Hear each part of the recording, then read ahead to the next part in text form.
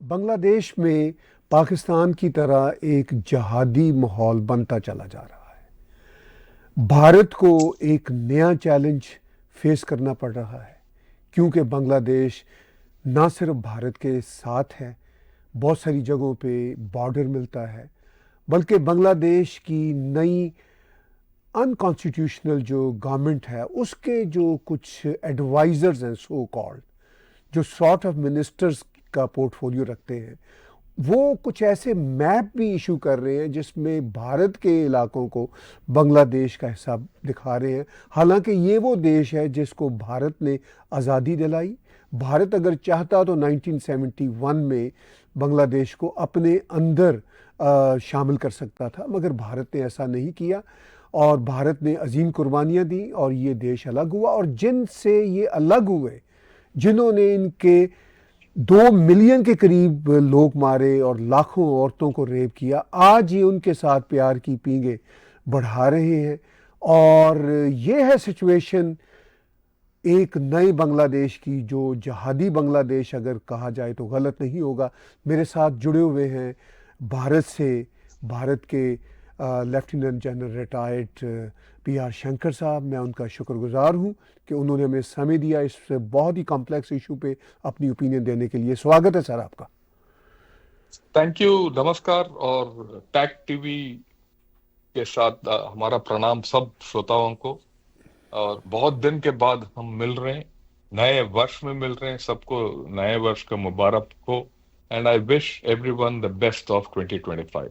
Thank you sir. चलिए शुरू करते हैं। जी सर, आपने 2025 की बात की। हमारी भी ये इच्छा होगी कि आपके साथ ज़्यादा से ज़्यादा जुड़े, क्योंकि ये जो नंबर्स हैं 2025 ये बड़े इंपॉर्टेंट हैं।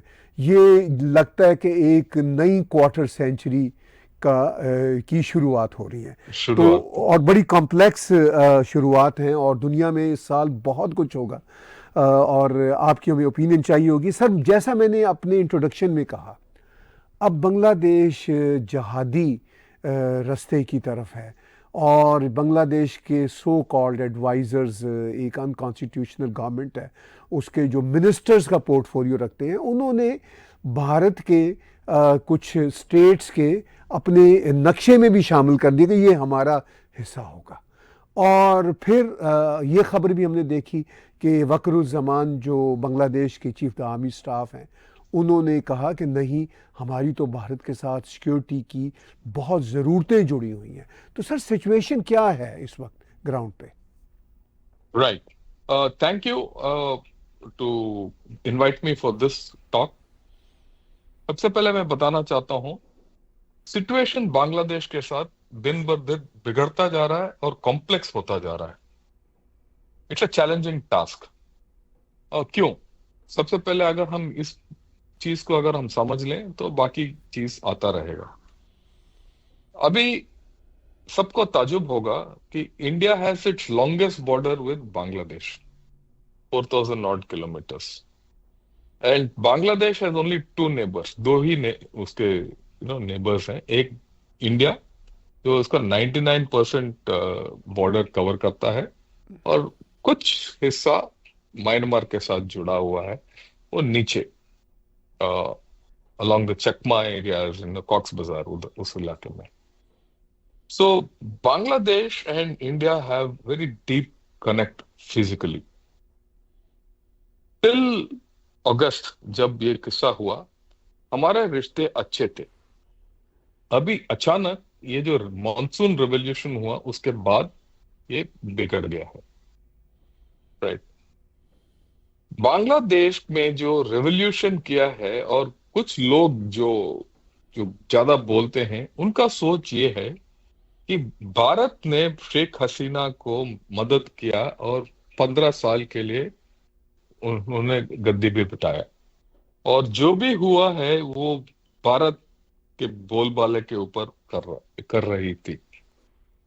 और ये उनका विचार है, हम रोक नहीं सकते उनको, पर असलियत तो बिल्कुल अलग है। We were dealing with the government in power. अगर शेख हसीना का गवर्नमेंट है तो हम उसके साथ बात कर रहे थे। अभी प्रोफेसर यूनुस का गवर्नमेंट है, उसके साथ हम बात करने के लिए तैयार हैं, हम बात भी कर रहे हैं। तो वी हैव टू डील। जिस तरीके से पाकिस्तान में जो भी आया उसके साथ हम डील कर रहे थे, किस तरीके से डील कर रहे थे वो अलग है, पर डील तो करना पड़ता है। सो बट ये चीज बांग्लादेशियों को कैसे समझाएं, क्योंकि उनके जहन में ये बैठ गया कि ये इंडिया ने पिछले 15 साल को इनको तंग किया है। और बहुत लोगों के मुताबिक ये जो इन्होंने जो तरक्की किया है, आफ्टर ऑल 1 साल पहले अगर हम देखेंगे तो बांग्लादेश का इकोनॉमी दौड़ रहा था सबसे आगे इस इलाके में, इंडियन सब कॉन्टिनेंट में सबसे स्ट्रांग इकोनॉमी था। और पाकिस्तान में भी ये बात हो रहा था कि भाई देखो, बांग्लादेश जो हमारे से जो पिछड़ा हुआ विभाग है हमारा, अभी आगे बढ़ गया है और हम कहाँ रह गए और बांग्लादेश कहाँ चला गया। पर ये जो मॉनसून रेवोल्यूशन हुआ है, जिस तरीके से हुआ जो भी है, वो बिल्कुल बांग्लादेश का इकोनॉमी खत्म हो गया। वहां तो महंगाई बढ़ गई और इनका कोई ग्रोथ होगा नहीं, और अगले साल भी ग्रोथ होगा नहीं। इनका जो मेन इकोनॉमी का जो पिलर है वो है गारमेंट इंडस्ट्री, वो टूट गया है कंप्लीट। क्योंकि जितना ये बात ये है कि ये मेरे ख्याल में इंटरनेशनल फोरम में सबको पता था कि बांग्लादेश में कुछ होने वाला है। इससे पहले कि बांग्लादेश में ये जो मॉनसून रेवोल्यूशन आए, ये जितने गारमेंट के डीलर्स हैं इंटरनेशनल, वो इंडिया में ऑलरेडी ऑर्डर्स दे चुके थे और बांग्लादेश में दोबारा ऑर्डर नहीं दिया। तो for the garment industry to come back it will take a long time. और अगर जब तक गारमेंट इंडस्ट्री खड़ा नहीं होगा, बांग्लादेश का इकोनॉमी भी आगे नहीं आएगा या वापस स्तर नहीं होगा। तो इकोनॉमी इनका जूझता रहेगा। तो इकोनॉमी के लिए ये है। और मैंने पहले बताया था कि भारत चारों तरफ बांग्लादेश के है।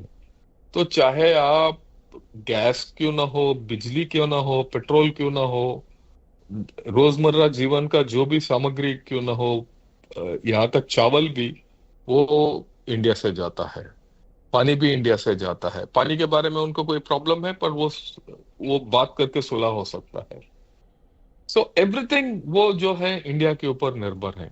पर उनका सोच है कि इंडिया ने ये सब कुछ किया अगेंस्ट। खैर वो अलग छोड़ देते हैं। इसकी वजह से क्या है, द आम जनता जो है वो कंप्लीटली एंटी इंडियन है, खास करके जो सत्ता में है। ओके, ये छोड़ दीजिए, इनका अंदरूनी हिसाब किताब क्या है। पिछले 3 महीने से यानी अगस्त से लेकर ये जो caretaker government in chair है, ये सब एडवाइजर्स हैं, जो मंत्री हैं वही एडवाइजर्स के साथ इन्होंने एक गवर्नमेंट बनाया है। एज पर कॉन्स्टिट्यूशन उनको मेरे ख्याल में 1 या 2 महीने के बाद या 3 महीने का मोहलत है, जिसके अंदर they were supposed to have elections and a new government was to be sworn in. वो तो हुआ नहीं।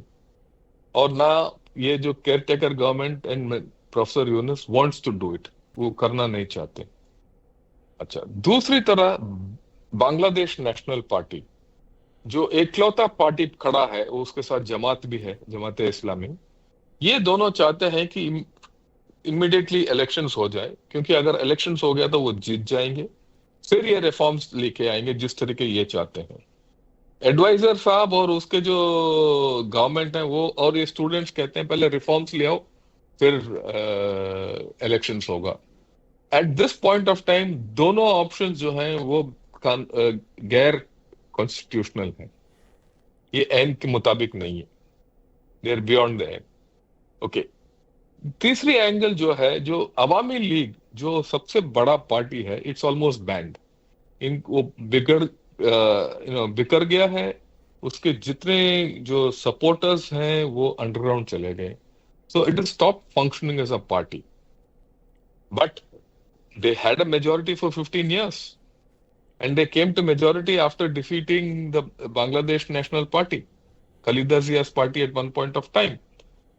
अगर बाद में इन्होंने फिक्स वगैरह किया तो ये उनका अंदरूनी मामला है, जिसमें भारत का कोई हिसाब किताब नहीं है, या उनका हमने कुछ किया नहीं, but that's a different story. So that party constitutes still a sizable portion of the Bengali population or the Bangladeshi population.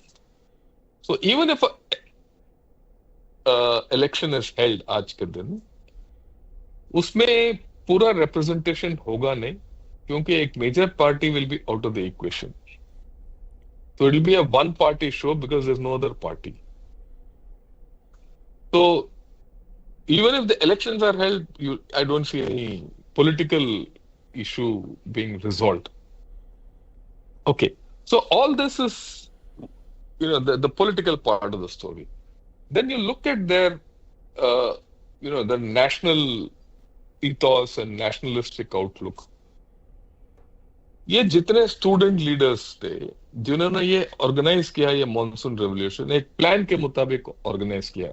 ये कोई, it was not uprising, it was कि एक दिन शुरू हो गया. ये प्लान की तरफ, it was a planned coup almost, if I may say, right, and which Hasina was overthrown and all that. Okay, now having done that, they don't have a plan to go ahead.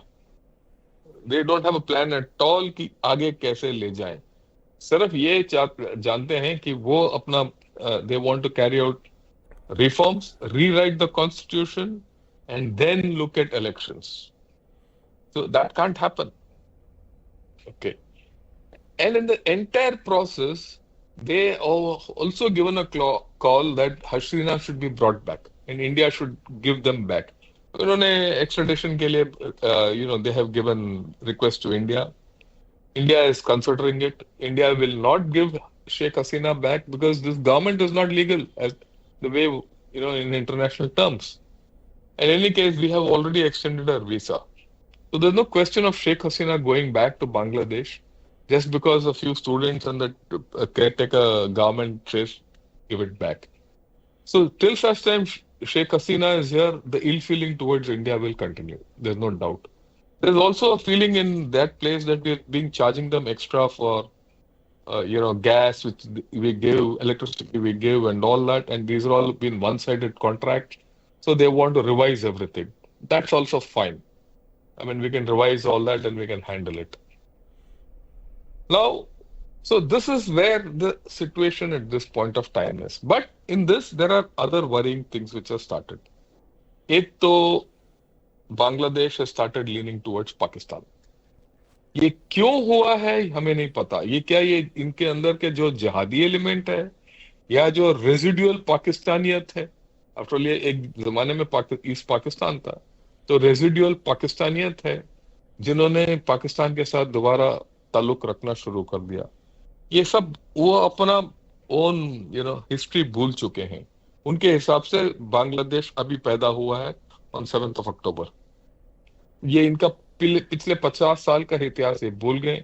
ये भूल गए कि Sheikh Mujibur Rahman was almost 1 year in jail to get Bangladesh its freedom. They have forgotten that so many people were raped and murdered in Bangladesh by Pakistanis before India had to step in and give them freedom. And India had to step in against the might of USA also. ये सब भूल गए ये. यहाँ तक कि शेख मुजीबुर रहमान के जितने मूर्तियां हैं वगैरह इन्होंने तोड़ दिया. So they, and as per them, Sheikh Mujibur Rahman is not the father of the nation. I'll come to Waqar-uz-Zaman, who's been the chief, what he said a little later. So this is where, the whole their thing is. No, but then leaving whatever India has done, forgetting whatever India has done, seeing India कि आज के prism के through देखते हुए कि हसीना नहीं वापस आ रहा है, दिया जा रहा है ना, और इनका ये सोच है कि हम उनको लूट रहे हैं वगैरह वगैरह. इस सोच के साथ ये पाकिस्तान के साथ इन्होंने नाता जोड़ना शुरू कर दिया है. फाइन, आप नाता जोड़ दीजिए, देयर इज नो प्रॉब्लम, पर they are going militarily towards Pakistan. Why are they going militarily towards Pakistan? Already the moment within, I think, अगस्त सितंबर में ही ये पाकिस्तान के साथ बात करना शुरू किया कि वहां से एमिनेशन मंगाओ. अभी ये कहते हैं वहां से मिसाइल भी लेंगे और फिर ये ट्रेनिंग वगैरह शुरू करने के चक्कर में है. So they want military to military contact with Pakistan and they trying other things. ये कहां तक जाएगा, ज्यादा दूर तक नहीं जाएगा. But the way I look at it, we have to understand, why does Bangladesh need an army? And if it needs an army, whom will it fight with? So the question to answer दोनों के लिए यही है कि जवाब कि अगर उसको आर्मी चाहिए और किसके साथ लड़ेगा, वो इंडिया के साथ ही होगा। तो अगर इंडिया के साथ ही होगा, इनका लड़ाई होने का अंदेशा है, हमारी तरफ से तो है ही नहीं, उनकी तरफ से ये सोच विचार होगा, तो फिर ये इनके जितने वेपन्स हैं, एमिनेशन हैं, वो इंडिया से तो लेंगे नहीं, ये लेंगे पाकिस्तान से। अब आज तक वो चीन से लेके आ रहे हैं, तो अभी पाकिस्तान से ले रहे हैं। और इनफैक्ट इनके जितने एयरक्राफ्ट हैं वो चीन के हैं, इनके जितने पनडुब्बियां हैं वो चीन के हैं, इनके काफी राइफल्स वगैरह चीन के हैं, राइट।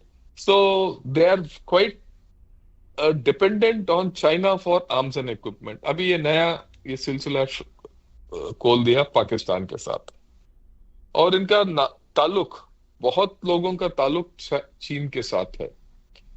जब ये मॉनसून रेवोल्यूशन हुआ था कि ये सबका अंदेशा था कि USA will come and bail out Bangladesh, वो तो हुआ ही नहीं।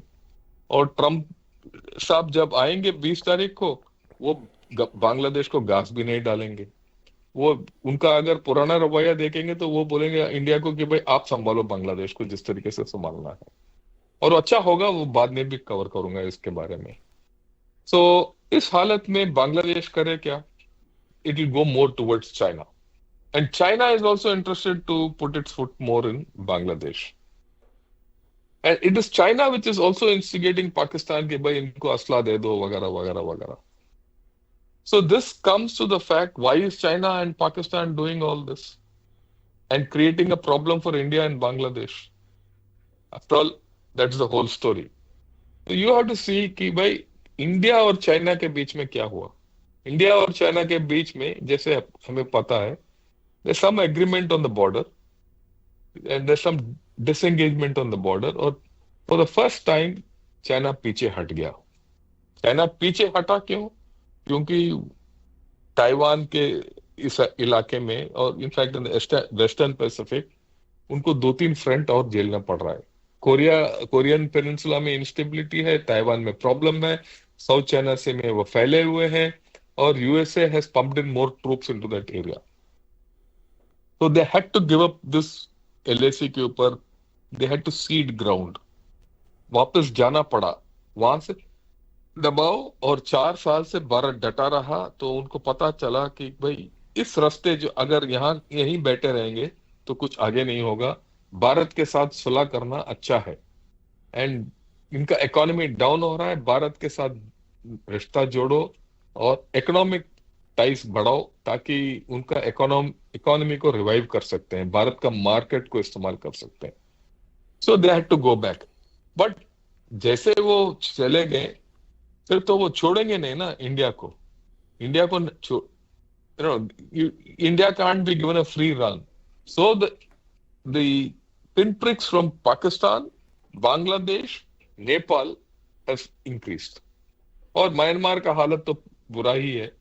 So in a way, India has got into a problem with all these 4 neighbors. These are important neighbors, right? So overall come back to Bangladesh. Bangladesh में नए मुल्ले हैं, नए जमात है, नया जिहादी है, नया जोश है, और वो पूरा एंटी इंडिया जोश है। सो ये लगे हुए हैं। But is that the only story? No, there are 2 messages coming out of Pakistan, Bangladesh. एक तो इनका जो चीफ ऑफ आर्मी स्टाफ है, कुछ दिन पहले प्रथम आलो करके इनका मीडिया ग्रुप है, उसमें इन्होंने एक इंटरव्यू दिया। उस इंटरव्यू में 2-4 इन्होंने कास्ट करके मेन पॉइंट्स। पहले इन्होंने बताया कि भाई India is our most consequential neighbour. India के बिना हम चल नहीं सकते, ये देश नहीं चलेगा, क्योंकि सब कुछ हमारा इंडिया के साथ ही है। So we have to maintain good relations with India, and also we have to maintain good relations with Pakistan and China and USA and all, but he has very clearly said we have to maintain good relations with India, और कोई रास्ता नहीं है हमारे पास। दूसरी बात इसने बोला कि देखिए, शेख मुजीबुर रहमान जो है, he still has relevance in Bangladesh, और वो हमारा फ्रीडम दिलाया उन्होंने, और उनका जो ओहदा है वो नीचे घट नहीं सकता। ये दूसरे बात बताया। These are positives. तीसरी बात उन्होंने ये बोला है कि we hope that I will support whatever political movement takes place and I will support wherever it goes. We have to have stable politics in Bangladesh. So he's supporting the interim government and the caretaker government to do what it wants. He wants to support the political process and he doesn't want to interfere. At the same time, Bangladesh में on the streets हालत खराब है. Police has not come back fully. The armed forces are out on the street with magisterial powers and police powers to do policing. And he is worried कि भाई अगर हमारा फौज जो है ज्यादा एक्सपोज हो गया तो खराब हो जाएगा,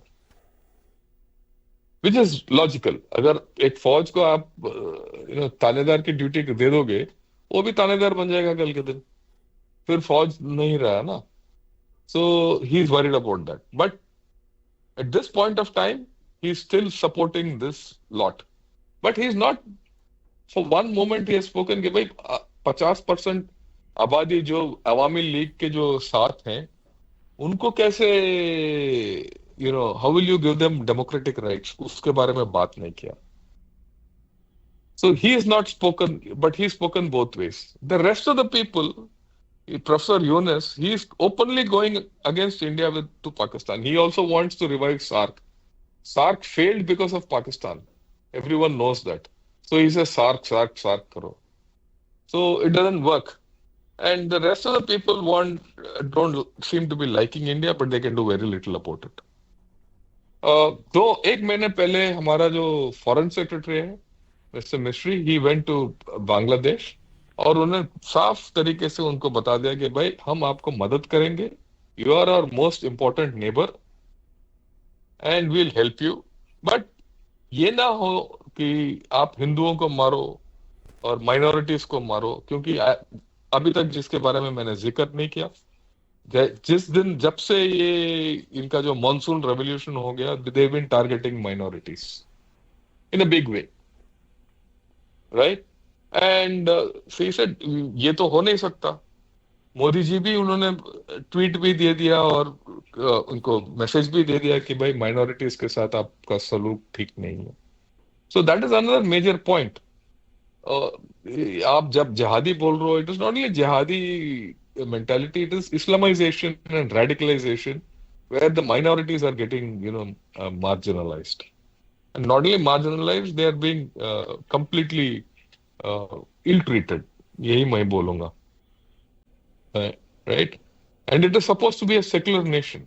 Bangladesh by constitution is supposed to be a secular nation, and there is also a call within Bangladesh by one of the advisors कि भाई ये secular हटा दो और Islamist nation बना दो इसको. So all these problems are there, and they don't seem to be listening to India, to sane voices within India. Personally, मैं तकरीबन हफ्ते भर में एक पॉडकास्ट करता हूँ ऑन बांग्लादेश, और मेरा गुजारिश है जितने भी टैग टीवी के श्रोता हैं, आप गलत शॉट में अगर आप जाएंगे और बांग्लादेश टाइप करेंगे, आपको 5-6 आपको podcasts milenge. And I've done podcasts as webinars with ambassadors of Bangladesh, people who have served in Bangladesh and everything. All kinds of outreach to them is not working at this point of time. Kal ke din kya hoga dekhi jayegi. But at this point of time, Bangladesh is not responding. वो completely anti-India हो चुके हैं at ground level.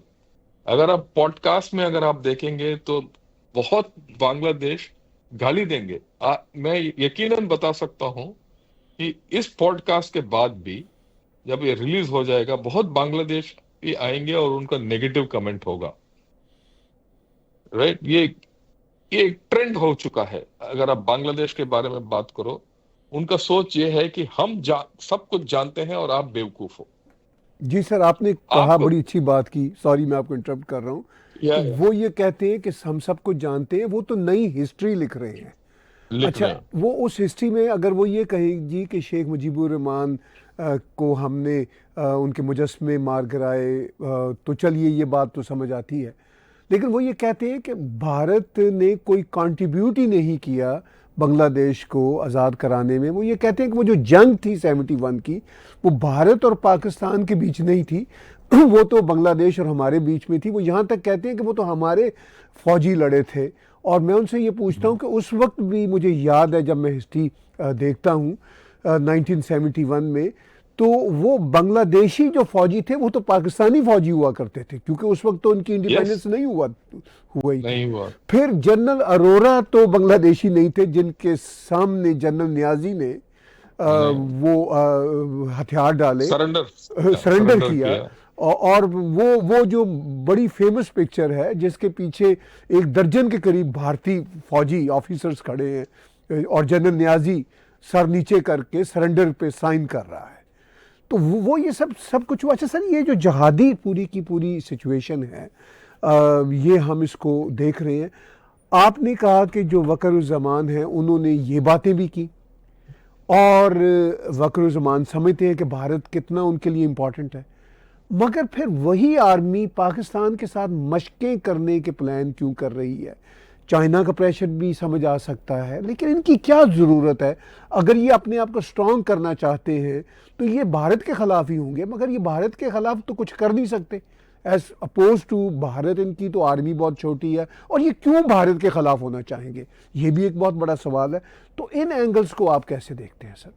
अब मैं वो भी बताऊंगा। देखिए, उनका जो सोच है ना, साइकोलॉजिकली जो सोच है, ये दबा हुआ था फॉर अ लॉन्ग टाइम। आप इनका हिस्ट्री देखिए, इन्होंने शेख मुजीबुर रहमान को जियाउर रहमान और कंपनी ने उड़ा दिया, और उसको किसी ने उड़ा दिया। पिछले अगर इनके देखिए तो काफी कूस हो चुके हैं, काफी असैसिनेशन हो चुके हैं। इनके काफी हिस्ट्री वायलेंट रहा है, राइट। इनफैक्ट इनका हिस्ट्री पाकिस्तान से ज्यादा ही वायलेंट रहा, पॉलिटिकल हिस्ट्री। पाकिस्तान में भी इतना पॉलिटिकल हिस्ट्री इतना वायलेंट नहीं था जितना इनका है। So they have a problem, they have an internal problem. उनका जो इस्लामिस्ट थिंकिंग है, जो अभी बाहर निकल के आ रहा है, अगर आप उससे पहले भी अगर आप देखेंगे तो ये जो 2 नेशन थियरी वगैरह बना कहाँ, वो इसी इलाके में बना, वो वेस्ट में नहीं बना, वो ईस्ट पाकिस्तान में बना। और ये बात मेरे को ये पाकिस्तानी शोज सुनने के बाद हमें पता चलता है कि भाई वो बोलते हैं कि ये जो 2 नेशन थ्योरी का जो शुरुआत है वो ईस्ट पाकिस्तान में हुआ है। ये हमें भी नहीं पता था। तो इनका जहन में है कुछ, एंड ये काफी दिन तक ये दबा रहा। अब वो बाहर निकल आया है। वो जमात जो है, चाहे आप बांग्लादेश में हो या पाकिस्तान में हो या इंडिया में भी कुछ इनके हिस्से हैं, so they are completely radical. And we had problems, इनके साथ प्रॉब्लम्स हुए थे before Sheikh Hasina came, when Khaleda Zia was there. She was completely supporting all terrorist groups and insurgent groups. उनको शय दे रहे थे बांग्लादेश के अंदर, जो हमारे इंसर्जेंट ग्रुप्स नागालैंड के थे और असम के और इन मणिपुर, इन सबको शय दे रही थी खलीदा जिया एंड बांग्लादेश नेशनल पार्टी। अगर उससे पीछे भी अगर आप जाएंगे तो जो नागालैंड में जो फिजो था, फिजो escaped into East Pakistan, from East Pakistan he went to West Pakistan, from West Pakistan he went to London। और ये नागालैंड का पूरा नागा इंसर्जेंसी वहां से चला रहा था ये। सो इनका दैट एंटी इंडिया जो स्ट्रीक है, ये था सिर्फ पिछले 15 साल में, since the time Sheikh Hasina was in power, ये दब गया था। And that is why we befriended, she put out a hand of friendship to India. She helped us, and we repaid Bangladesh back. We didn't repay Hasina, we repaid Bangladesh कि बांग्लादेश कुछ हो, that's the best thing for us। आप देखिए, अगर आपका ऐसा neighbour है जो आपके मतलब बीचों बीच है और आप उसके चारों तरफ हो, क्या ये अच्छा लगता है कि उस देश के अंदर प्रॉब्लम हो? अगर वहां शांति हो, तरक्की हो, तो हमारा जितना तरक्की उनके उस देश के अंदर भी है तो अच्छा होगा। So we help them and we were very proud. हम सब प्राउड थे कि भाई बांग्लादेश इतना तरक्की कर रहा है। ये जो छुपा हुआ स्ट्रीक है वो अभी बाहर निकला आया है, और मेरे ख्याल में ये वापस अंदर नहीं जाएगा। और जब तक ये वापस नहीं जाएगा, और ये मेरे ख्याल में इतना आसानी से नहीं जाएगा, तब तक इनका इकोनॉमी जूझता रहेगा, और तब तक Bangladesh will be a problem for India. ये भी कितना बता बड़ा रहा प्रॉब्लम होगा सर? हूं। ओके, ये अच्छी बात, आपने एक अहम सवाल पूछा, कितना बड़ा प्रॉब्लम होगा। सबसे पहले मैं बताना चाहता हूं, Bangladesh will not be a military problem for India. Neither is India interested in a military solution with Bangladesh. Out of question. Out of question. हमारा सोच ही नहीं है ये. Because it doesn't benefit anyone to have a military solution against Bangladesh. सिर्फ खून खराबा होगा और कुछ नहीं होगा. But there are other things which we can do with Bangladesh. There are a lot of things. अगर बांग्लादेश चाहता है कि हम ज्यादा उनको चार्ज कर रहे हैं बिजली के लिए, तो बिजली बंद कर देंगे। अगर वो सोचते हैं कि गैस नहीं चाहिए तो नहीं देंगे। अभी अभी चावल दिया है उनको, अगर वो कल के दिन ये सोचते हैं ये ज्यादा, तो हम चावल नहीं देंगे, नहीं चाहिए तो। पर ये जाएंगे कहाँ? जाएंगे कहाँ? इनके जो दोस्त हैं, चाइना इनका दोस्त है ना। तो अभी ये जो ब्रह्मपुत्रा रिवर में वो डैम बना रहे हैं, वो डैम बनाने से किसको ज्यादा नुकसान होगा? बांग्लादेश को। बांग्लादेश में पानी का बहाव कम हो जाएगा। अगर पानी का बहाव बांग्लादेश में कम हो जाएगा तो सैलिनिटी ऊपर आ जाएगा, क्योंकि समुद्र का पानी ऊपर आ जाएगा। सिल्टिंग होता है ब्रह्मपुत्रा में। जब तक पानी का बहाव ठीक नहीं है तो सिल्ट बाहर नहीं जाएगा। अगर सिल्ट बाहर नहीं जाएगा तो ये इनके जितने नदियां हैं उसमें रेत भर जाएगा। अगर रेत भर गया तो पानी जो भी मानसून सीजन में होता है वहां पानी नॉर्मल, उससे सिर्फ बाढ़ आएगा इनको। ये मेरे को समझ में नहीं आ रहा है ये कर क्यों रहे हैं ये ऐसे। क्योंकि वो अपने पैर पे ही नहीं, अपने सर पे भी कुल्हाड़ी मार रहे हैं ये आज के दिन। तो क्योंकि उनका पूरा दारोमदार इंडिया के साथ है। इसके बावजूद हम ये नहीं बोल रहे हैं कि ये सब कट करेंगे, हम उनको मदद करेंगे। क्योंकि इनको मदद करना और इनको सही रखने में ही हमारा भी फायदा है। आई विल नॉट से इनको सही रखने के लिए वो खुद अपना सही रहे तो खुश रहे, तो हम भी खुश हैं। इनके साथ कोई दुश्मनी नहीं है। But it is not only one, because like I told you, इसके पीछे चाइना का हाथ है। क्योंकि जैसे चाइना पीछे हट गया, उसने कुछ करना है, तो चाइना जो है through Nepal, through Bangladesh and through Pakistan, ये हमें तंग करने के चक्कर में है। और वो होगा, मान के चलिए कि ये प्रॉब्लम हमें झेलना पड़ेगा कुछ दिन तक। कुछ दिन के बाद जब जैसे हम बात कर रहे थे, आजकल माहौल बहुत जल्दी बदल रहा है। 20 तारीख जब ट्रम्प साहब आ जाएंगे, प्रेसिडेंट बन जाएंगे, बहुत माहौल बदलने वाला है। वो तो कनाडा को 51st स्टेट बनाना चाहता है, ग्रीनलैंड को हड़पना चाहता है, पनामा कैनाल को लेना चाहता है, और कुछ और करेगा। वो पता नहीं, इसका रिपल इफेक्ट भी होगा ना। और टैरिफ्स बढ़ जाएंगे, ये हो जाएगा, वो हो जाएगा। वो बांग्लादेश की तरफ नहीं देखेगा, तो चेंजेस विल कम।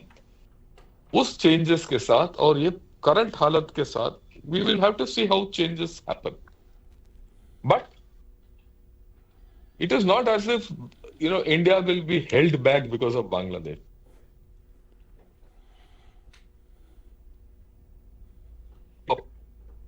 इसमें इंडिया ने जो तरक्की करना है वो अपने आप करेगा। इसमें बांग्लादेश हो या ना हो, बांग्लादेश दोस्त हो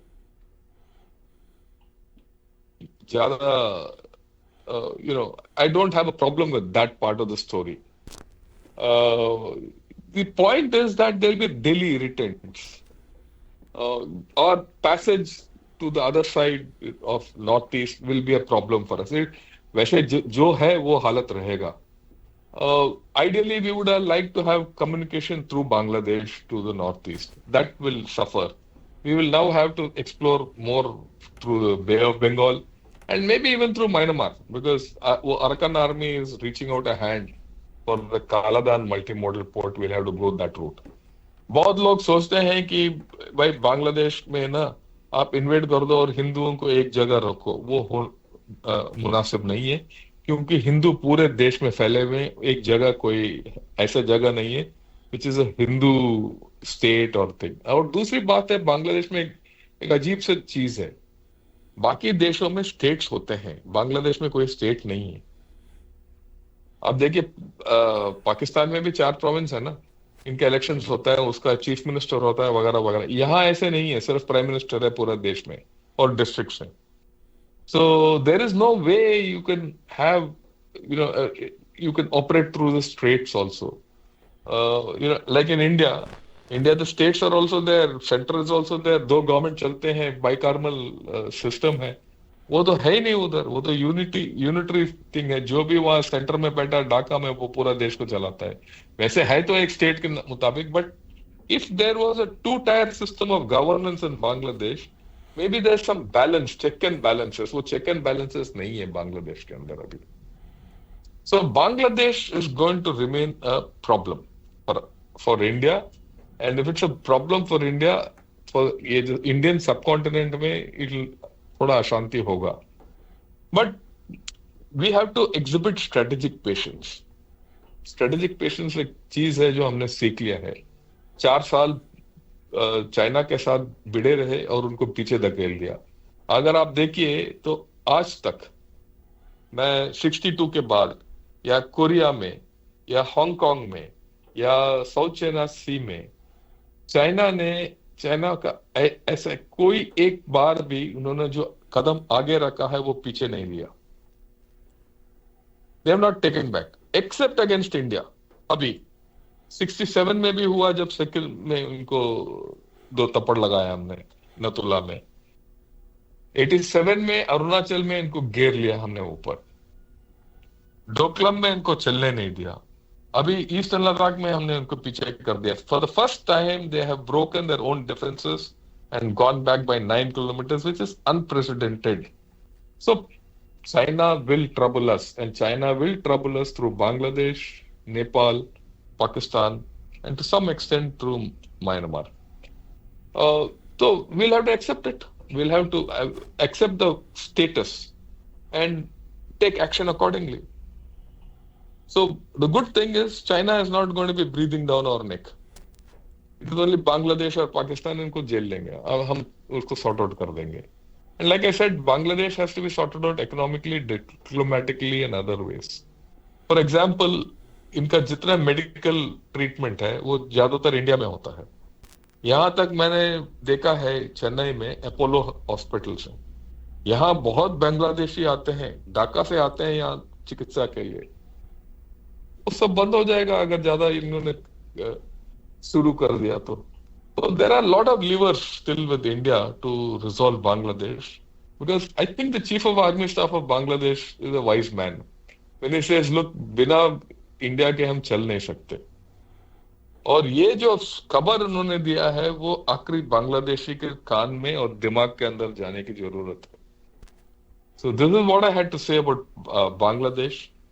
Any specific things we will say, I'll answer and take on anything you want me to। नहीं, थैंक यू। आखिर में सर बातचीत को कंक्लूड करते हुए मैं इस एंगल को थोड़ा सा और थोड़ा उभारना चाहता हूं और आपकी ओपिनियन लेना चाहता हूं। पाकिस्तान को क्या फ़ायदा होगा, क्योंकि बांग्लादेश में तो पाकिस्तान के इस तरह प्यार के जो हैं बंधन बढ़ने से बांग्लादेश की आधी आवाम तो अंदर से वो नाराज़ होगी, क्योंकि उनको तो वो ज़ख्म नहीं भूले 1971 के। लेकिन पाकिस्तान को इसका क्या फ़ायदा होगा, क्या समझते हैं? और पाकिस्तान बांग्लादेश के ज़रिए भारत को कितना तंग कर सकता है आफ्टर ऑल, क्योंकि पाकिस्तान की अपनी कैपेसिटी ज़ीरो की है इस वक्त इकोनॉमिकली, बांग्लादेश भी ज़ीरो पे है, तो 0 + 0 क्या कर सकते हैं? 0 + 0 2 0 होते हैं और क्या हो सकते हैं। So but the fact is that देखिए पाकिस्तान का आर्मी का बड़ा क्लियर आइडिया है कि किसी तरीके से इंडिया के अगेंस्ट, इंडिया के विरुद्ध रिवेंज, बदला जो भी मिल सकता है बदले के लिए वो करेंगे। अब धीरे धीरे कश्मीर उनके हाथ से जा रहा है, पंजाब का जो इन्होंने जो भी ट्राई किया वो चलेगा नहीं। अब जब कनाडा में देखिए वो ट्रूडी निकल रहा है, उसके साथ ये मेरे ख्याल में जो खालिस्तानी हैं वो भी टफ हो जाएंगे। सो उनका रास्ता मिल इनको एक नया रास्ता मिल गया। So it's a pin prick, जितना कर सकते हैं वो करेंगे। But I am worried about the longer thing. अगर ये जिहादी कल्चर बांग्लादेश में बढ़ता गया तो ये फिर पाकिस्तान के लिए it gets a lot of leeway for Pakistan to create problems. So Pakistan will not stop at it. We need to know that. So we'll have to do a new different strategy against Pakistan. Maybe we'll have to do something through Afghanistan. इसीलिए तो हमारा external affairs secretary, he has had a discussion with the deputy prime minister Afghanistan का, तालिबान का, in Dubai 3 days back. और ये दूसरा meeting है। इससे पहले नवंबर के फर्स्ट वीक में हमारा एक जॉइंट सेक्रेटरी गए हुए थे एक डेलीगेशन के साथ अफगानिस्तान में, और उन्होंने उनसे मेल मिलाप की। स्थानिक जाय है जो इनका डिफेंस मिनिस्टर है अमेरिका में, या I don't remember which minister he is, उनके साथ बातचीत हुआ। हामिद करजाई के साथ भी बात हुआ उस वक्त जब a joint secretary had gone. Then they spoke about how to open Chabahar port, क्योंकि चाबहार पोर्ट का एक बर्थ हम ऑपरेट कर रहे हैं।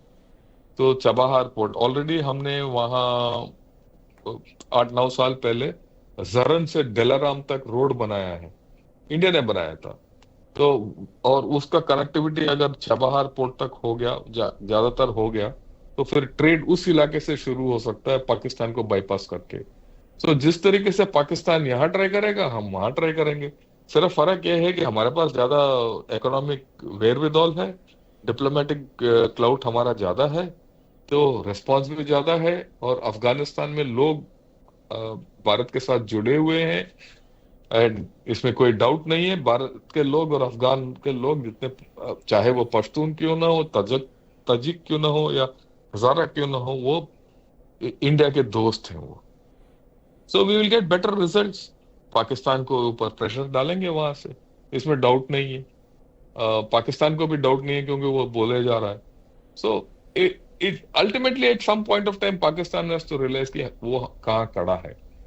बट देखिए वो भी एक जिहादी देश है, तो वो तो सोचता ही रहेगा कि भाई मैं एक लड़ता के, how should I continue fighting. Pakistan is a country which is at war with itself. So that's what we're going to see.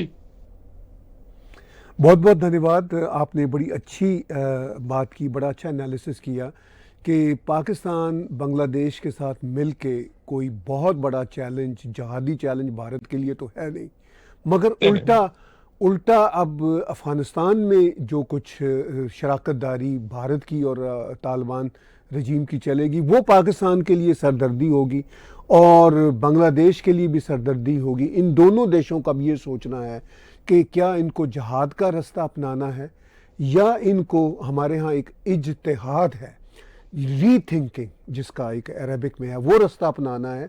Sir आप देखिए, मैं चलते चलते अपनी बात शामिल करूँगा। यूएई ने मुस्लिम ब्रदरहुड को, जमात इस्लामी को, सऊदी अरब ने कई सालों से, बल्कि कई दहाइयों से बैन किया हुआ है, और अब तो यूएई ने 2 दिन पहले इंग्लैंड की इस्लामिक ऑर्गेनाइजेशंस को बैन कर दिया, बैन किया हुआ है। उल्टा बात हुई, वरना वालों वेस्टर्न वर्ल्ड जो है वो हमेशा इस्लामिक देशों के ग्रुप्स को बैन करते हैं। अब यूएई बैन कर रहा है वेस्टर्न वर्ल्ड की जिहादी ऑर्गेनाइजेशंस को, और ये जो जिहादी हैं अफगानिस्तान वाले, ये अब यूएई की बात सुनते हैं। On the other hand Pakistan के जिहादी और बांग्लादेश के जिहादी ये कोई नया रास्ता निकालना चाहते हैं, मगर आपने ठीक बात की कि ये कितना निकाल सकते हैं। जो मैंने भी कहा कि 0 + 0 अल्टीमेटली डबल 0 ही होता है, जो आपने शामिल कर दी बात। तो सर आने वाले दिनों में बातचीत आपके साथ इन कॉम्प्लेक्स इश्यूज़ पे ज़्यादा फ्रीक्वेंट होती रहेगी, क्योंकि दुनिया तेज़ी से बदल रही है और हम आप जैसे एक्सपर्ट्स की ओपिनियंस को हमेशा अप्रिशिएट करते रहेंगे। बहुत बहुत धन्यवाद। थैंक यू, बहुत बहुत धन्यवाद। Thank you, thanks a lot, बहुत धन्यवाद, धन्यवाद सर। व्यूज़ बातचीत सुनी आपने lieutenant general retired PR Shankar साहब की। हमारे टैग टीवी पे आते रहते हैं। इनका अपना गनर शॉट एक बहुत ही वाइब्रेंट यूट्यूब चैनल है, आप उसको देखते रहा करें और उसको सब्सक्राइब भी कीजिए और हमारे साथ भी जुड़ते रहे। टैग टीवी को सब्सक्राइब कीजिए, मेरे पर्सनल चैनल को सब्सक्राइब कीजिए। और जैसा कि आपको अंदाज़ा हो रहा है, नए साल की शुरुआत में आपके लिए हम बहुत सारी डिस्कशंस, बहुत सारे पॉडकास्ट, बहुत सारे टॉक शोज़ सामने ला रहे हैं और ये इसी रफ्तार से सामने आते रहें।